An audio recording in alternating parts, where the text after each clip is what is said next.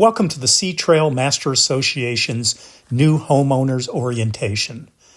The orientation took place on Saturday, February 22nd, 2025. This orientation provided our new Sea Trail residents with a comprehensive introduction to their new community, providing them with valuable insights and resources to make their transition as smooth as possible. Leading the orientation presentation is Janine Entwistle. So I want to explain it a little bit, talk about the STMA website because that's an important site as well. I want to talk about who all the board of directors are. You have 6 of your 7 here today, so that's great. I'm very happy they all came. We have a lot of committees and clubs. I want to talk about that. Rules and regulations, just touch on that a little bit. And then Debbie's going to go over the ARC process and just some basic tips on hurricane preparedness because all right, I'm going to start with the CAMS portal. If you haven't registered for it yet, I definitely suggest you get registered. Okay, Debbie says that you all have, so you've done what you need to. It is where you're going to pay assessments. If you have questions, concerns, or requests that you want to make, please put those through the portal. It's very important. You can call Debbie, you can email Debbie, you can email me. It's certainly other ways to communicate, but if it's a concern or something we need to track, the portal allows us not to lose track of it. We have 1,800 homeowners in here, and so it's very easy to let things fall through the cracks. We want to be able to keep track of it, and as the board has mentioned, we want to be able to get back to you with an answer. So please submit that stuff through the portal so we can keep track of it. We also ask that you update your contact information in there. There's 2 places you're going to put your contact information. One is the portal, and the other is the website. If you update it one place but not the other, they don't talk to each other and we don't know. So if your mailing address changes or a phone number changes or an email address changes, please update it both places. And then we try to put all the things like financials, budgets, the audits, the minutes, anything like that that's official is on the portal. Some of the documents and things are also going to be on the website, but everything is going to be on the portal. So if you want something official, go to the portal. And here's what it looks like when you log into the portal. So I've got a little red arrow up there for the billing. Everything, the left side is all your options when you go into the portal. On the right side, you'll notice we make making a payment of your assessments easy. It's going to be several places, but if you don't want to do it from the little green make a payment button, go to that left side where it says billing and click on that, and you're going to go to the billing page. And on the billing page, you've got at the top a place that you can click on to go to make a payment. At the bottom left, you can make another payment. In the middle, there is a little blue here. If you click on that, it's going to tell you the address to mail a check to. It's going to give you information on other ways you can make a payment. It's just like information on how we can make a payment otherwise. And then on the bottom right, and I highly recommend it if you haven't done it, is how to enroll in the ACH. So once a year, is when you pay assessments. If you enroll in ACH, it is a direct thing. There's no mail involved. You don't have to worry about USPS losing your check. And it'll come out on the 10th of January, and it's done. And you don't even have to think about it. And it automatically adjusts. So if the assessment changes in the given year, it will automatically adjust. So that is one of the easiest ways to do it. The other thing is what I talked about with the making a request, submitting a question, those kinds of things. That is this page, and the top one is what you click. It says general request. We do not, now some of you are Eastwood Bluff. Eastwood Bluff, if you're doing a ARC request for your sub-association first, which is what you'd have to do, you would do it through the website. But the Master Association ARC requests do not go through the portal at all. So you would use that ARC request only for your sub-association ARC request, not for the master. But otherwise, all of you would only want to be using the general question or general request. And when you click general request, this is what's going to come up.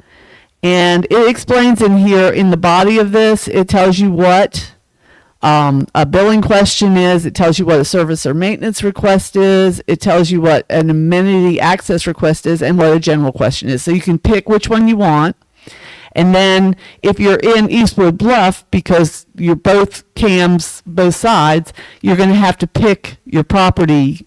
So there is a pull down for whether it is the sub-association or the master association. So just be aware that if you submit it wrong, we can switch it, but it takes a little longer. So then you pick what kind of question it is. You put a subject. It's going to come to me just like an email. So you'll have a subject and you'll have a body. And there's a place to type everything in. So that's how you do that. And then you just submit it. All right, and the other things that I wanted to point out on there, the top arrow is where your My Contact Info is. That's where you would change any of your contact information. And then the bottom, which is the view you're looking at right now, is your documents. And then you can see there's little folders in here on all the different things. So you just click on those and the documents you want are there. Right. The next thing I wanted to talk about is the difference of the CAMS team, and then you have a board of directors, and then you have other entities. You have Riptide, you have East Coast Golf Resorts. All of that is within Sea Trail's borders. So how does that all work together? Well, CAMS is the team that does the daily operations. So we answer the phone calls and the emails. We help owners if they have problems, with a question on the portal or the website, or they don't know how to navigate, the ARC process, or they don't understand the ARC guidelines, or they have a question about rules and regulations, those kinds of things. That's what you come to us for. We're here to, help answer your questions. Your board is the one that has the money of the association. Basically, they have a fiduciary duty to create a budget every year, to decide how to maintain your assets, which are the complexes that you see, this one here and then the one over at the MAC, all the common areas. They make decisions about what needs to be done with stormwater. They make decisions about what the priorities of the association are, but they run the business of the association, and then they make decisions and we get our direction from them and then carry that direction out. Riptide and East Coast Golf Riptide is where our declarant is, of course. So he is part of the Master Association in that way as the declarant. But Riptide is also an entity that is not part of this Master Association. So building that's going on with Riptide is not ours. That's Riptide. And all of the golf courses, the convention center, the Bird Clubhouse, the Maples Clubhouse, the VAC, those are not us. So if you call us with questions about it, we're not going to be able to answer those questions because those are, private entities. They're not part of the master, even though they are within the borders of the association. So you just have to understand that we may or may not be able to answer a question, but we can always help you know who to call to ask if you have a question. So.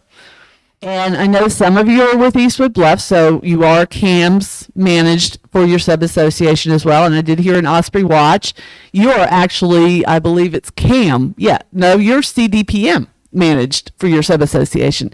One thing I just want to point out, this little thing is on the website, the SeaTrailMA.com website. So you can go there anytime if you need to know who to contact. But if it has anything to do with a residential unit, if it's a multifamily type building or a townhome, it's not going to be our office. We don't handle anything residential. All we handle is the common areas for the master. So, and if you have a leak or it's an emergency, please know who to contact for the sub-association because it delays it if you contact us. We can't help.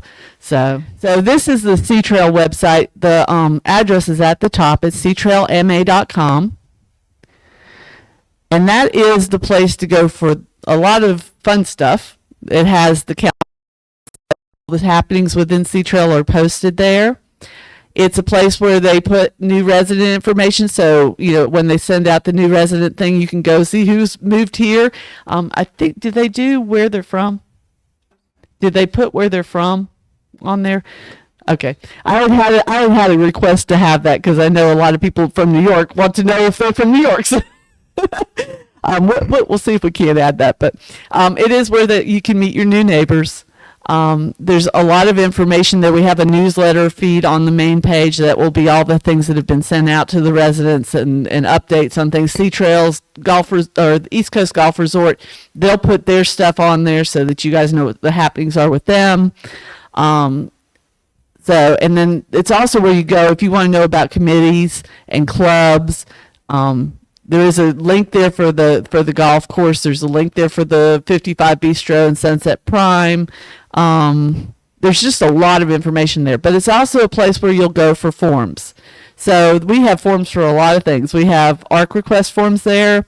There's if you need a new key card, there's a form for that. If you want to reserve a room like this one, there's a form for that.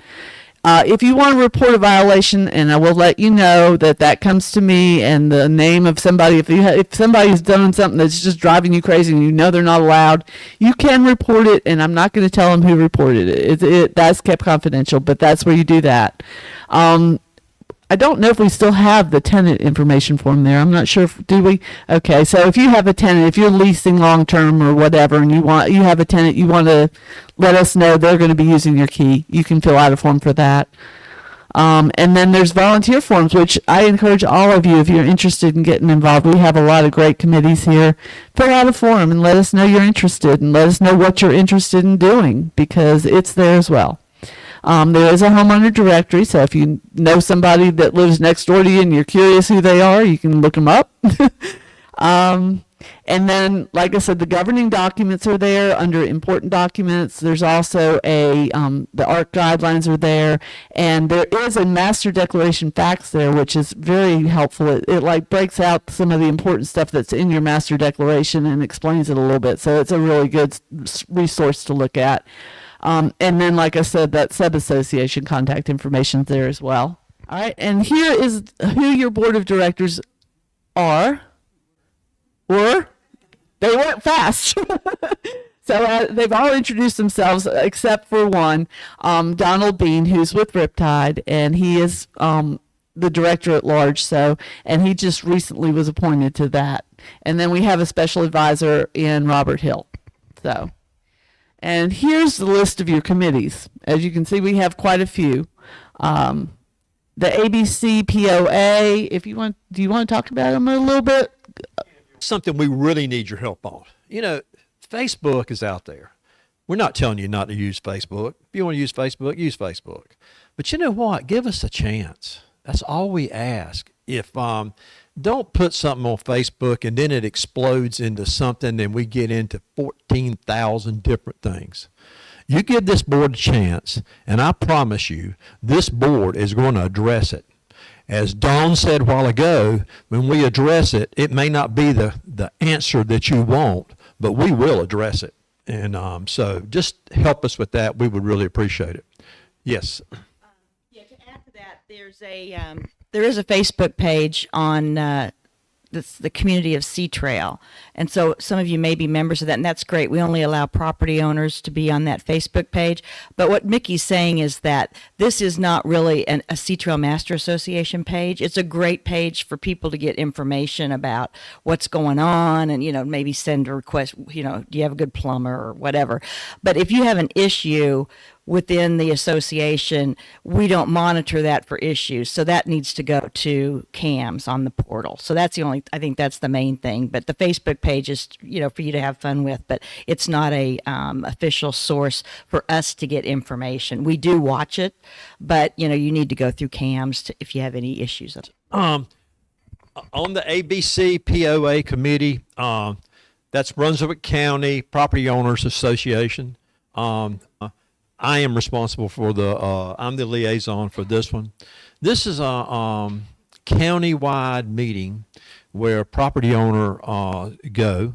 It's normally held at Brunswick Electric on Highway 17, and Colleen Teifer is our chairman on this, and I hope she's just picked a new committee member. As Janine was saying, please get involved. We had a lady volunteer for that after our meeting the other day. But it just goes over stuff that's going on. One thing that they just did, and if you'll look, as Janine said, look on the website. The first thing you would have seen, I don't know if it's changed or not, first thing you would have seen would have been on fire hydrants and everything. They discussed that.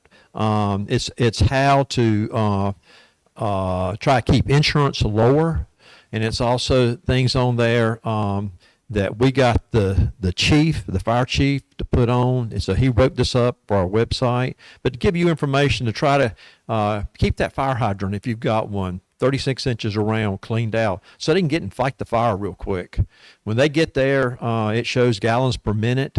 They ride in their truck. They have this computerized thing that can show gallons per minute that comes out of that, and it's very important if you're trying to fight a fire. So that's the type of things they do. They're a really good organization. Okay. Access. The access is Dawn. Thanks, Mickey. Hi, so I am the liaison for the Access Committee. Neil Wise and Jack are chairpersons for that committee. And when we talk about access, we talk about this white card that I think each and every one of you have gotten. If you're a family of two, you probably have gotten two cards, and they're very specific to that individual. So for example, this card is mine. My husband has his own card, and these cards are managed through Jack and Neil's team. There's, I think, 6 of you on that team. And these guys are amazing. They touch each and every one of us in this room's lives multiple times. They deal with managing our facilities, with making sure that you're able to enter the buildings in the appropriate amount of time that you need to enter, whether it's for a private event or, for example, you want to enter the gym area or the multi-purpose room. So they're constantly 24/7, and I literally mean that. They are managing what goes on in our amenities. So it's super important to make sure that you're accessing the amenities and utilizing this card. And what I mean by that, for example, is if you enter the gym and you swipe, and there's 2 or 3 other family members behind you or someone else behind you, we want to get each and every swipe. So we're not interested in having that door being held. I know that's a courtesy. Oh yeah, come on in, no worries. Well, what's happening is now we're not getting the data that we need. Okay, because we've only swiped it once, but we let 4 people in. So it's super important. That happens a lot. So, and I know Jack can expand on that, and feel free to jump in, but it's really crucial in order for us to kind of accumulate the data that we need. For example, we're looking at gym expansion. Well, in order to do that, we need to know truly what is that raw data and how many people are actually using the gym. The numbers that Jack and I look at, which thank goodness he's the guy who's always getting that information to us, it's conservative numbers. We want real numbers.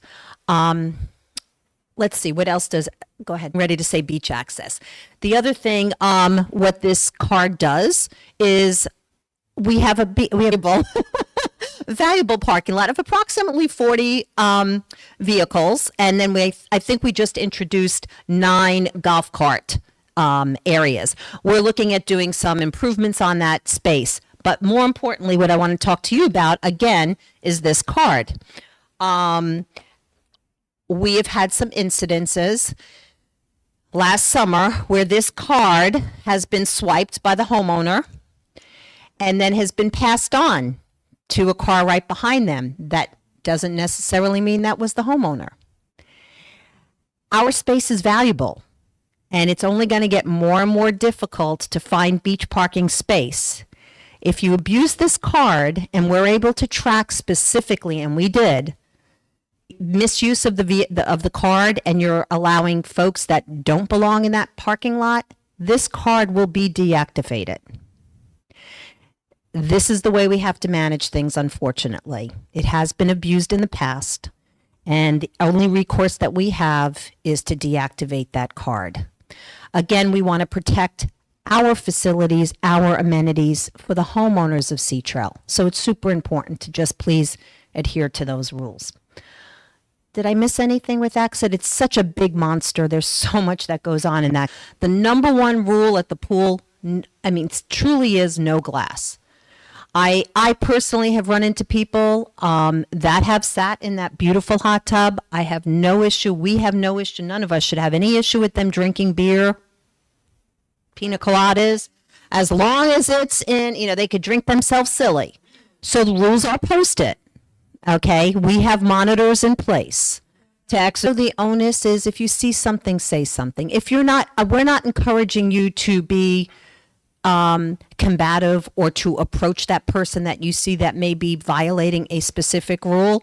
But if there is a pool monitor, or if during business hours that CAMS is there, go in to see Debbie or to see Janine and say, you know what, I see somebody sitting in the pool at the hot tub, whatever.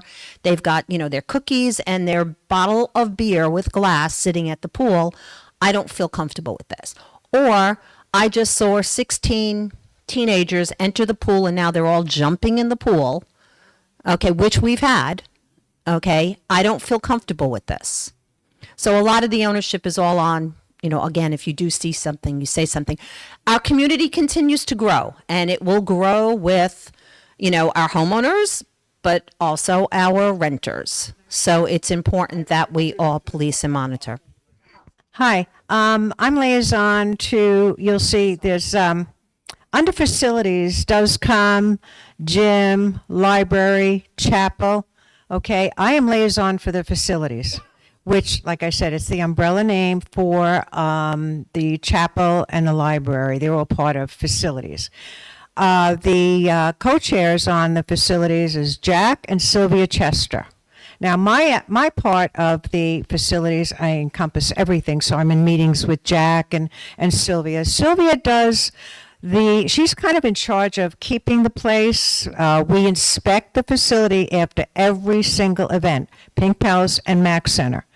And when you make your reservation, of course, your name is on it and how many hours you're going to be here and what the purpose is. And after every private event, so to speak, or after every event, every club meeting even, we come in, we have two ladies, one is in charge of the Pink Palace and one is in charge of the Mac Center.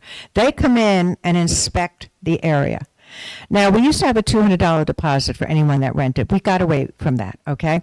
So if Donna, who's in charge here, Donna Morris, and Diane Kreuzberg's in charge of the Mac, if either one of them come in and see that the place is not left in an orderly, clean, and does not follow the checklist, then they report to me.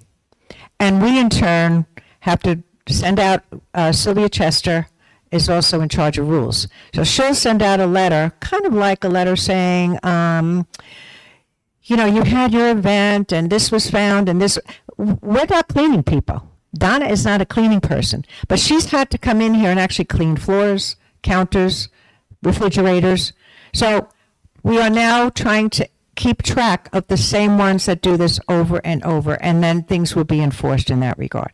The chapel is run by Kathy Blaine. She has a wonderful list of ladies that help her maintain the chapel. Now, the chapel used to be open to the public. Unfortunately, we've had incidences where people were using it from different plantations, coming in, having meetings there without, because it was open, anybody can get in. Now, it's residents with your access cards can only get in. So that's changed. Library is Betty Priskew. She also has a bunch of ladies that help in the library, which is located underneath the Maples Activity Room downstairs. Books there. You can take books out. You don't have to sign in, sign out. But if you have books, many of us have moved down here with excess books, you can donate it to the library, and the women take great care of it, and it is expanding. And believe it or not, that little library we have used to be our gym. So we have gotten far ahead from that. But they're wonderful people to work with. But anytime you have a problem with any committee, please look on the website and contact the liaison first. Not the committee chairs, not the committee members. Contact a liaison. We're all listed, and we will try to help and answer and, deflect any problems further on. I think that should be it. But we're pretty proud of our gym that's located in the Creekside. We just recently, in January 16th, received 3 new Vision treadmills, 3 new Vision ellipticals, and 1 stair climber. Please go over, check out the gym, use it. It's quite a facility, and if you see anything wrong on the site, there's a email address that you can send any problems or any comments that you might have to improve the gym. But it's used quite a bit, which is great. Actually, it's the most used room here in Sea Trail, and we keep it clean, and hopefully it meets with your satisfaction. Oh, yeah, the hours. We're open 17 hours a day. Believe it or not, there's a crew that comes in at 4 a.m. and the doors get locked at 9, but you can stay in the gym till 10. So if you're in the gym and you don't have your card with you and it's after 10 p.m., you're locked out. So figure 9 o'clock it closes, but 17 hours that room is open, and it's the most used facility here in Sea Trail. Great, thank you, Jack. I'm going to just add to that the importance of cleaning the equipment after you use your free weights, your cardio equipment. It's super important to make sure that you wipe that equipment down. I also wanted to share that over in Creekside, which is the building that we keep pointing across from the pool, where that houses the gym, also houses Debbie's office, there's a multi-purpose room, and that multi-purpose room is also part of the fitness center, and that is where we hold the various classes. We have Tai Chi, we have stretching, we have line dancing, we have chair yoga now, which is going to be something new. So we have various classes. All, again, can be found on the website, and we encourage everyone to find what they like to do, but there are a lot of things happening here. Okay, I guess I'll move on to landscape because I am also the liaison for landscape. So Bert McGough and Michael Smorowski are co-chairs, and and I am the liaison. So we work.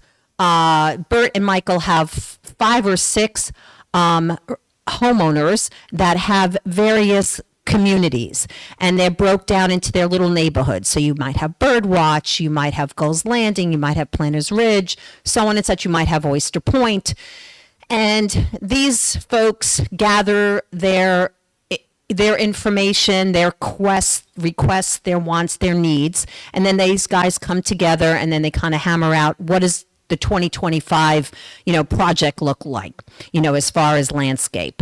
Most of the ideas that they get are from homeowners like yourselves. Hey, we've got a dead bush or a dead tree, we need that removed, or we need a cut, or gee, our common area that is in the cul-de-sac, looks like crap, and we want to, spruce it up, and we want it to make it look really pretty. So this is how they build their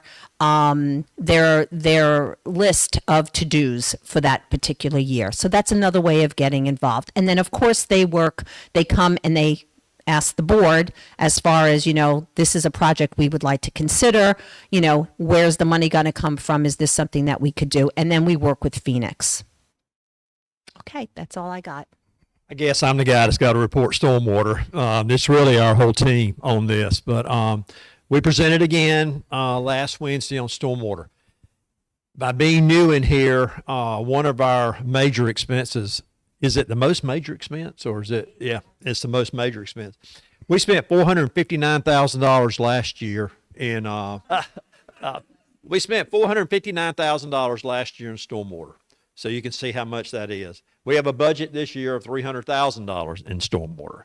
And as Debbie said, what is stormwater?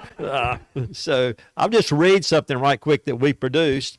And listen, Janine did this, not me. She did a good job. But just some basic stuff. Stormwater is a runoff produced in a rain event that comes from roofs, pavements, and other impermeable surfaces.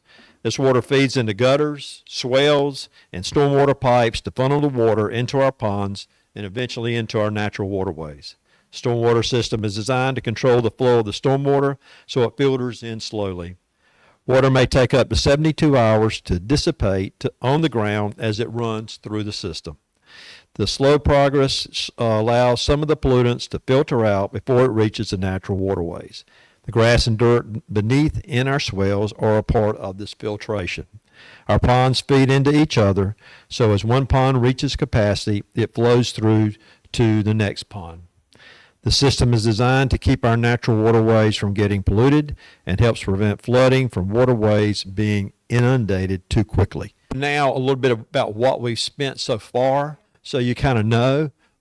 Thank you. We, like we said, spent $459,000 last year, budget $300,000 this year. On Kings Mill, if you'll go to Kings Mill, we got a major project going on right now. Okay. So far through February 19th, we spent $120,217 on that one project. We have left to spend on that $72,864 if everything goes right. One thing we said in the meeting the other day is when we start going in that ground, we have no idea what we're going to find. We think we do, and we got it pretty good, but it can change. We found out this week by researching it, we are 40 years old. We will be 40 years old come November of this year. So Sea Trail's that old. So you got pipes under the ground that's been there. The Maples course started first, and then the Jonesboro came over.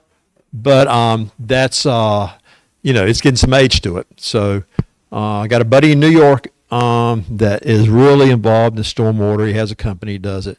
He said stormwater is a thing that everybody wants fixed, but nobody wants to pay for it, and because it is expensive. We got 5 projects that we have left that we're going to be spending money on. We're going to hold 2 projects and possibly the 3rd project towards the end of the year. That 3rd project's about $35,000. We are hoping to have $18,000 left that towards the end of the year if everything goes right. And then we're going to work with the guy doing the work, and hopefully he'll let us buy some pipe, and we either pay for it this year or next year. That's what we're looking at. So just wanted to let you know that is a major expense for us, and it's a big part of your dues that you're paying. Maintenance. So, roads and maintenance. Just to make sure you all understand something is that we own the road right out here. We're saying Sea Trail Master own this all the way down. Joe Don and I rode the other day. If you want to follow it, go all the way down. And then when you start going around a curve, you'll start seeing the white line in the middle of the road. It's very faint. It's not clearly white, but we own that part right there. We own that part because we had to fix an area right down here, right before for the bird. That's 4. No, I mean Jones. The spill right there that's 4 and 5 of Jones, right? And right down here. So we had to fix that. So we still own that. We own another road called White Heron Road that's being paved right now. And that's it, right? Those 2 are Edgewater Point. That's right, Edgewater Point. And we're going to pave that. All the other roads here are owned by the town of Sunset Beach. Okay. We have a roads committee. The chair is Wayne Hillman. Don Boyd is on it. And I am the liaison for that. And we're working very hard with the city. The place on the town, the really disgusting place right now, to me, is going up to the Maples Clubhouse. There's 2 holes. And now with the ice and snow came, there's 2 more holes. So we're trying to do everything we can to get them pushed to get those fixed. Another thing we're really going to start driving is getting Clubhouse Road for the north and all the way to south entrance paved. Now, is that going to happen overnight? No. And is it going to happen all at one time? No. It's going to have to be piece done because of money that the town has. But Ross brought up in a meeting the other day, which is a really good point. It's budget time. It's budget time for them. So we're going to start really letting the town know how we feel. We're going to do it right, and but we're going to start pushing that to have it done. But we're also a part of this committee is signs. We work on the signs as far as the speed limit signs and things like that. There are signs coming up. They're being made now. The speed limit, it will put in, it'll be in all the 5 major entrances. It will say speed limit 20 miles an hour unless posted. And it's going to be kind of crazy because when you come in like the north entrance up here off of Georgetown Road, you're going to have a 20 miles an hour sign here. And then pretty close, you're going to have a 25 because it goes 25 all the way almost to the Maples. So it's going to be a little confusing there. We're trying to see the best way to try to put those in. Also, we recommended as a board, we were called and asked by the town council what they thought, not saying we can make the decision, but they wanted our input in it that once the bridge opens back up and the people start using the bridge, did we want to keep the stop signs that we have posted on Crooked Gully now, the ones that you see? And we voted unanimously to keep the stop signs because people are just, I hate to say this, but they're crazy. And they just drive too fast. And if you drive a golf cart, they're on their tail every second. And that golf cart kind of governs some. They can't go over 20 miles an hour. And but we feel like as a board that it will be safer for the community to have that. So we're looking at that. So, okay.